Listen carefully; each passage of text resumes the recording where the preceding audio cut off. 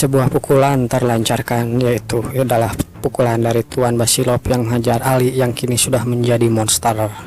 Di sana Basilov dengan ganasnya menghajar Ali terus-menerus. Begitu juga Ali, terjadi ledakan di sebelah sana. Ledakan yang sangat besar mengguncangkan area sekitar.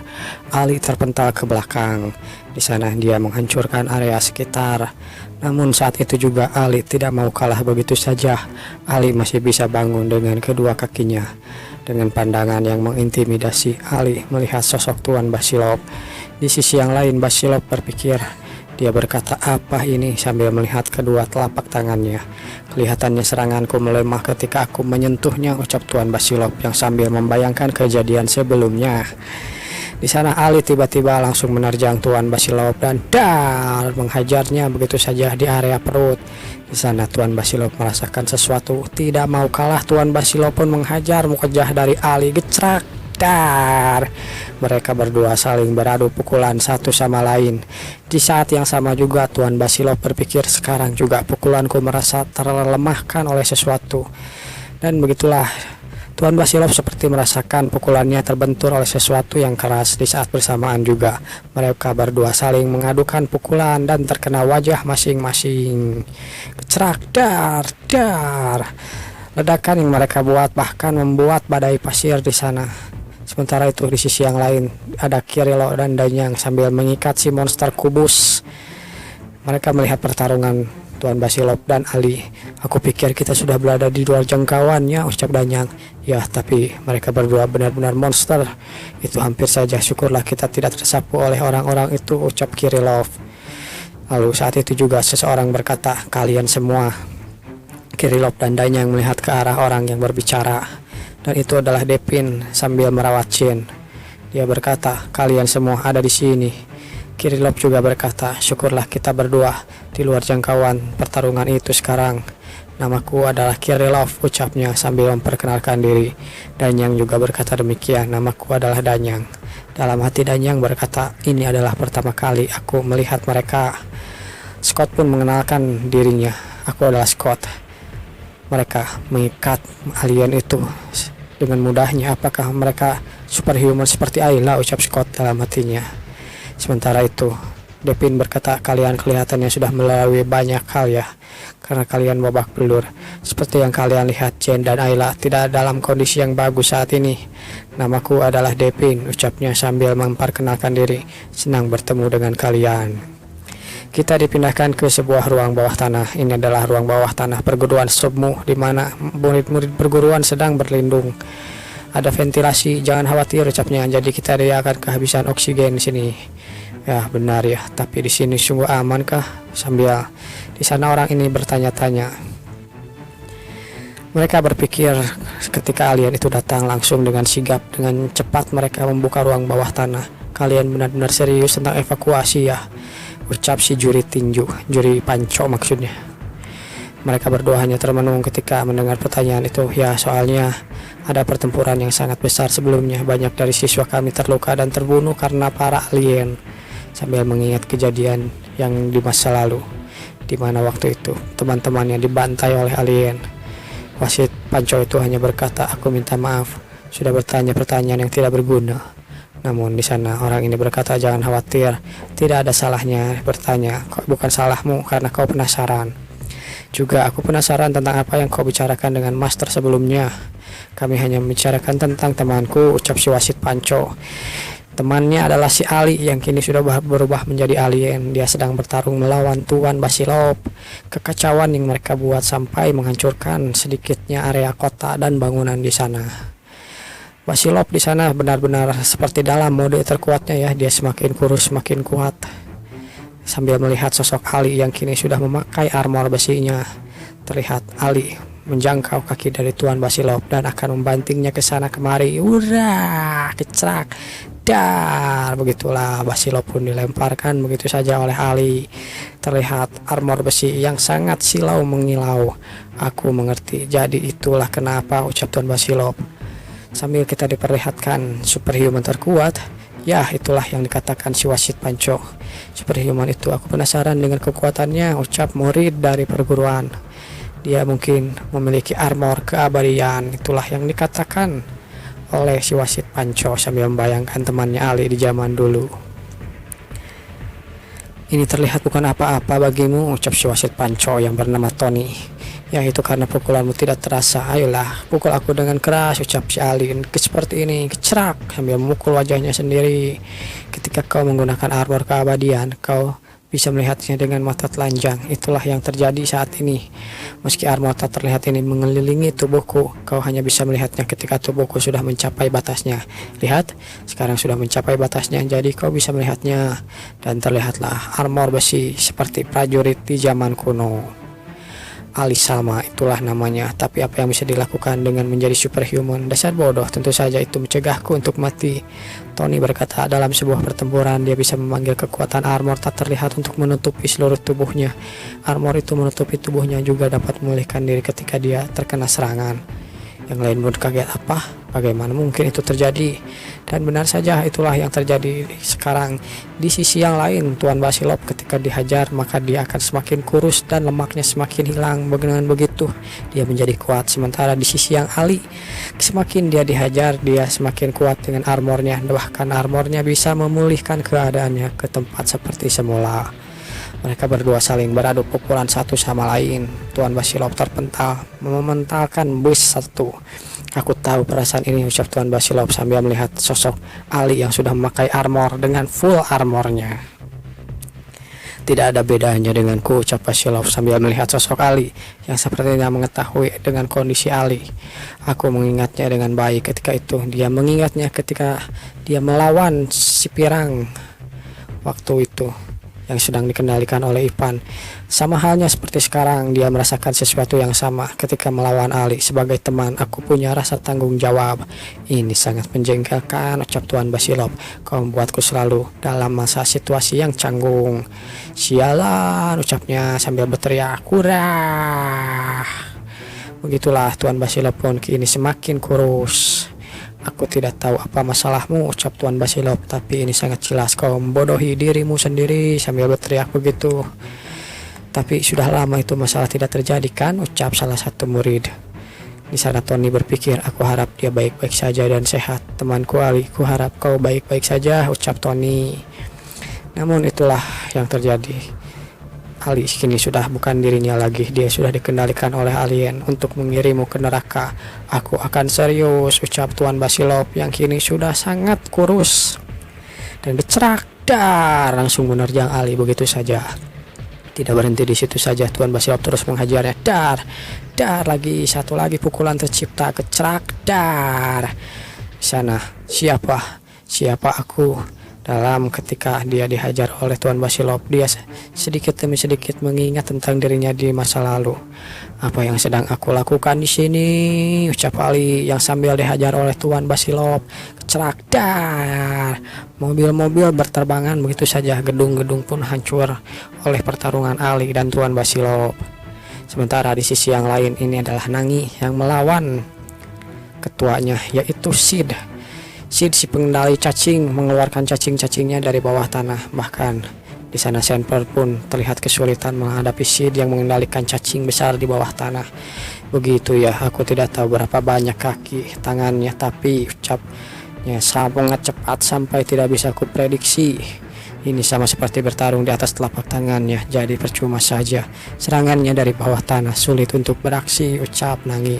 Ketika membayangkan serangan Sid yang begitu dahsyat, mungkin saja dia menyerang dengan gerakan melingkar, di mana tentakelnya itu bisa keluar masuk dari bawah tanah.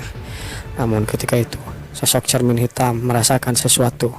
Ada apa? Ya, di depan, ucap cermin hitam. Dan benar saja di depan, semua mulut cacing yang sangat lebar langsung terbuka. Cermin hitam. Mereka pun akhirnya berpisah.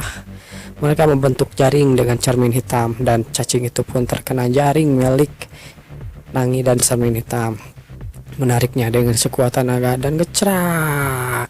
Selama aku terus hidup, aku akan mencabik-cabik dirimu, ucapnya. Ketika itu sebuah peluru besi muncul entah dari mana dan Nangi pun terkena. Namun dia berhasil menghindarinya di detik-detik terakhir, hanya melukai dahinya saja. Dia melihat ke arah peluru itu muncul. Rupanya itu adalah peluru yang dilemparkan salah satu cacing yang berada di sana. ini tidak ada habisnya. Dar, tiba-tiba saja cacing yang mengeluarkan peluru itu dihajar oleh Sandper yang datang di sana dengan kekuatan penuh. Tidak ada waktu bahkan untuk berkedip sekalipun, ucap mereka berdua. Mereka berdua maju langsung ke arah Sid sang kepala. Di sana pertarungan itu diperhatikan oleh si Pari. Si Pari melihatnya dari bawah. Dengan mudahnya dia mengincar Tuan Sid, mengincar secara langsung. Aku tidak percaya dia bisa menangkap dan menghancurkannya dengan mudah begitu. Bahkan serangan lawannya yang banyak itu dia dapat merobeknya secari kertas. Benar-benar dahsyat kekuatan Sinangi itu, ucap si Pari. Dengan perlahan dia mengubah keadaan menjadi tidak menguntungkan bagi Tuan Sid. Di sisi yang lain, kepala Sid mungkin akan digigit oleh taring tentakelnya sendiri. Namun Sid tidak mau kalah begitu saja. Dia melihat pertarungan itu dengan jelas. Lalu dia menghilang, ucapnya. Tiba-tiba saja Sandper pun yang diperhatikan seperti akan menyerang Tuan Sid, kini dia malah menyerang si ikan pari. Dan si Pari pun kejut dengan kedatangan dari Sandper. Namun di sana Sid tidak membiarkannya begitu saja. Cacing-cacing itu dikendalikan untuk menghajar dari Sandper itu sendiri. Apakah kecepatannya semakin cepat, ucap Sandper yang merasakan cacing-cacing itu bergerak dengan cepat. Ini berbahaya, dia mengincar diriku, ucap si Pari. Aku harus pergi dari sini. Si Pari pun mengeluarkan portal. Dia berusaha untuk pergi, namun ketika dia akan pergi, terlihat sebuah bayangan hitam dan jaring hitam pun ada di sana mencengkram dirinya. Rupanya itu adalah Nangi yang menggunakan kekuatan dari cermin hitam. Dia memutar-mutar dari si Pari itu dan melemparkannya ke bawah ke cerak. Dar, memanggillah sabit hitam di tangannya. Sudah terpang-pang sabit yang sangat besar, bersiap untuk menghajar si Pari itu dan ngecrak. Si Pari itu pun akhirnya tercabik oleh sabit milik Nangi. Sid sambil dia melihat detik-detik terakhir keberadaan tuannya. Si Pari itu pun kalah oleh Nangi dengan sabit hitamnya. Muncullah Sandper yang turun dari atas ke bawah. Mereka berdua turun dengan kerennya. Dialah yang ingin kabur dan kupikir aku akan merepotkan kalau dia kabur. Jadi aku mencoba sedikit membuatnya terkejut. Aku mengira kalau kau sedikit kikuk, tapi setidaknya kau melakukan hal yang bagus, ucap Nangi. Itulah yang mereka berdua rencanakan sedari awal. Mereka berpura-pura mengincar Sid, padahal mereka berdua mengincar si Pari. Beberapa menit yang lalu dia datang ketika cacing-cacing itu menyerang. Nangi berkata, aku akan mengincar si Pari. Di sana Sandper pun setuju. Baiklah kalau begitu, sebutkan bagaimana rencananya. Ketika serangannya itu mendekatimu, di saat itu juga kita akan bertukar posisi dan aku pasti akan memotongnya, ucap Nangi. Apa kau setuju? Ya, aku setuju. Kubus itu milikmu, hanyalah mainan bagiku. Dan begitulah, Sid pun melihat semua kejadian itu dan semua anak buahnya kini telah dibasmi. Hanya tersisa si Gaki dan Ali saja. Aku yakin kau menjadi kesepian, ucapnya. Ucap Nangi yang mengejek. Namun di sisi yang lain Sid merasa kau tidak bisa kabur ya. Apapun yang terjadi kami akan menghancurkan tanganmu dan tulangmu sekarang juga, ucap Nangi. Bersiaplah untuk pertarungan yang sebenarnya, ucap Nangi yang mencoba memprovokasi Sid. Di sisi yang lain Sid berkata, oh sudah sangat jelas kalau kaulah yang akan menjadi mangsaku. Untuk apa aku kabur? Aku Sid kabur? Tidak mungkin, ucapnya dengan melihat wajah mereka berdua. Apa yang kau maksud dengan kabur? Tiba-tiba di sana Genta pun muncul. Shigaki di sana seperti teralihkan oleh kedatangan Genta. Genta yang tahu bahwa ini adalah Shigaki. Genta hanya sedih melihat tuannya kini berubah menjadi makhluk yang lain. Tunggu, sepertinya kau sedang dalam masalah ya Chisaki, ucap seseorang yang baru datang. Bagaimana dengan perasaanmu tentang hal ini? Dan itu adalah Hauran, karena aku perlu bicara dengan pria besar ini. Hauran pun di sana sepertinya mengeluarkan kekuatan terbarunya. Serahkan itu padaku, ucap Hauran. Di Cina, pegunungan Huangshan, ini adalah tempat Hauran dulu berlatih seni bela diri. Diceritakan bahwa ketika dia membantai para gangster yang di sana dengan mudahnya, dia merasa kebosanan. Apakah kau satu-satunya yang tersisa, ucap Hauran. Baiklah kalau begitu, jadi apa kau pemimpin geng Black Snow? Sebentar itu di sisi yang lain si pemimpin hanya ketakutan melihat kedatangan dari Hauran. Ya ampun, sulit dipercaya kau memimpin orang-orang ini menuju ke kematiannya. Aku akan memberitahumu sesuatu, jadi dengarkan baik-baik, ucap Howran. Satu-satunya hal yang kulakukan di pegunungan Huangshan ini adalah latihan bela diri. Baru-baru ini aku fokus latihan bela diri Korea, kau tahu, hingga aku hampir menguasai seni dan semua konsep yang ada. Aku juga tertarik dengan seni bela diri Cina. Itulah yang dilakukan Howran selama di pegunungan, menggunakan pedang Taijian, teknik nonton, riding mantis, juga yang lainnya. Jadi sambil mendekati Shigeoshi, sebentar dia berkata, aku tidak tertarik dengan seberapa hebat dirimu atau seberapa besar nyali milikmu, karena dengan bela diri dibutuhkan ketenangan dan kemurnian. Semua gangguan dan hal yang lainnya harus disingkirkan dari pikiran yang sudah berada di dekat si bos gangster. Bos gangster itu panik dan menusuk tubuh dari Howran, namun malah pisaunya yang terpecah. Dan begitulah bos monster itu pun akhirnya kena mental. Dia hanya berdiam diri ketika akan disentruk oleh Howran.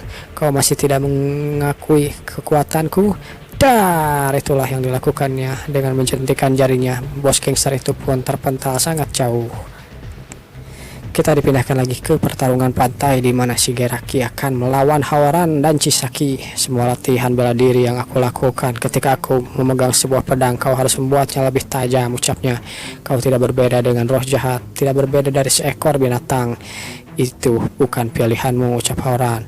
Tapi sepertinya perubahan ini sudah terlanjur. Baiklah kalau begitu, majulah, ucap Howran. Itulah mengapa aku akan menghentikan dirimu, Shigara saat itu melihat pandangan mereka berdua, seolah-olah dalam dirinya seperti tersadar akan sesuatu. Ini sudah bersalju, ucap Shigera dalam hatinya. Bahkan di sana Sid pun menyadari perubahan dari Shigera. Shigera sepertinya melakukan sesuatu, lalu dia pun mulai mengendalikan Shigera lebih dalam lagi. Rupanya di punggungnya terdapat suatu mata yang seperti Sid lakukan.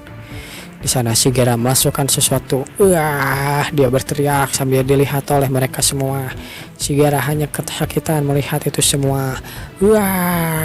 Memegang kepalanya, dia seakan merasakan sesuatu. Namun di sana tiba-tiba gecerak. Dar, Howran muncul dengan lututnya, tidak mau berhenti di situ saja. Dia muncul dengan kepalan tinjunya. Dar. Namun di sana Shigera tidak mau kalah, dia pun menggunakan kakinya untuk menghajar Howran. Dar, terpentarlah Howran. Di detik-detik terpentalnya Howran itu, Shigera segera berlari ke arah pedangnya untuk mengambil pedangnya yang patah. Dan begitulah ketika mendapatkan pedangnya, langsung dia menerjang ke arah Howran. Aku harus menahannya. Dan begitulah Howran pun bertahan dengan sekuat tenaga. Bisa mendekatinya adalah sesuatu. Ketika itu Howran pun mensiku banget dari Shigera. Kecak, dar, Shigera terpantul ke belakang. Di sisi yang lain, Shigera tidak mau kalah, melayangkan beberapa tendangan dan terkena dari wajah Howran. Howran di sana hanya muntah getih di sana. Di detik-detik itu juga Howran langsung menerjang dengan pukulannya. Mereka beradu pukulan dan tebasan satu sama lain. Bahkan ketika itu Howran menggunakan kekuatan barunya, sebuah pukulan yang meledakkan diri sendiri. Dan benar saja, pukulan yang dilancarkan oleh Howran meledak di tangan Shigera. Itulah yang terjadi, dan itulah bagaimana Howran bisa melawan alien kubus itu. Nangi menjelaskan itulah mengapa dia tidak berhenti menyerang. Energi panasnya yang berpindah ke musuhnya yang dapat dipadatkan sehingga membuat ledakan setelah sekitar 2 detik. Semakin banyak serangan dia lancarkan, semakin besar kekuatan ledakannya. Bahkan nafasnya sendiri bisa menjadi api yang sangat kuat hingga bisa meledak. Itulah yang dia lakukan ketika melawan alien kubus dan alien kumbang yang ada di sana. Meskipun Howran telah berlatih bela diri hampir seumur hidupnya, sepertinya dia tidak menyadarinya, ucap Nangi, kalau semua kekuatan ledakannya itu datang dari pernapasannya. Itu adalah stimulus yang dilakukan oleh Howran, dan yang memicu perasaannya itu tidak lain tidak bukan adalah pertarungan antara hidup dan mati. Perasaannya itu membara di dalam tubuhnya. Dia mampu melampaui batas yang normal. Itulah sosok Howran, kemampuan Howran yang menjadi lebih kuat yang dia bayangkan hingga dapat ketika titik dia tidak bisa mengendalikan dirinya lagi atau ketika berubah menjadi orang yang sangat berbeda. Itulah Howran, aku mengakuinya, dia kuat, ucap Nangi di sana. Kekuatannya bahkan jauh melampaui pikiranku. Masalahnya adalah durasinya sangat pendek. seperti sebuah lilin. Ketika lilin menyala, apinya menyala terang, tetapi akan cepat dengan habis. Tenaganya terkuras dengan cepat ketika dia menggunakan kekuatan ledakannya. Tapi berkat hal itu, pertarungan besar dengan Heraxkum akhirnya telah selesai. Itulah yang terjadi ketika mereka semua bertarung melawan alien kubus dan alien kumbang waktu di Pulau Gagak. Dengan pertarungan ini akhirnya Hauran telah membuktikan dirinya. Dia mempertaruhkan hidup dan matinya, ucap Nangi, dan mempertaruhkan semua miliknya, mengorbankan segalanya juga. Aku tidak pernah bertarung dengan alien. Apakah aku bisa melakukannya? Ucap Hauran. Tolong izinkan aku bergabung denganmu, senior, ucap Hauran yang ketika itu meminta menjadikan dirinya sebagai partner dari Nangi. Dan inilah sosok Hauran yang kita lihat sekarang, Hauran yang garang, Hauran yang sangat beringas. Dia masih belum berkembang, tapi kita akan segera bertemu. Sahahaha. Aku tahu dia memang tipe orang yang ingin menyelesaikan tugasnya, dan aku memang suka tipe seperti itu. Kalau ada kesempatan, aku akan memberimu panggung supaya kau bisa menunjukkan seluruh kemampuanmu, Hauran. Mulai saat ini, kau adalah kaki tangan kananku. Dar, Hauran pun mengeluarkan energi yang sangat membara. Si Hauran ini kayaknya kekuatannya kayak Mr. Five di One Piece ya, manusia bom gitu. Setiap apa yang disentuhnya menjadi sebuah ledakan.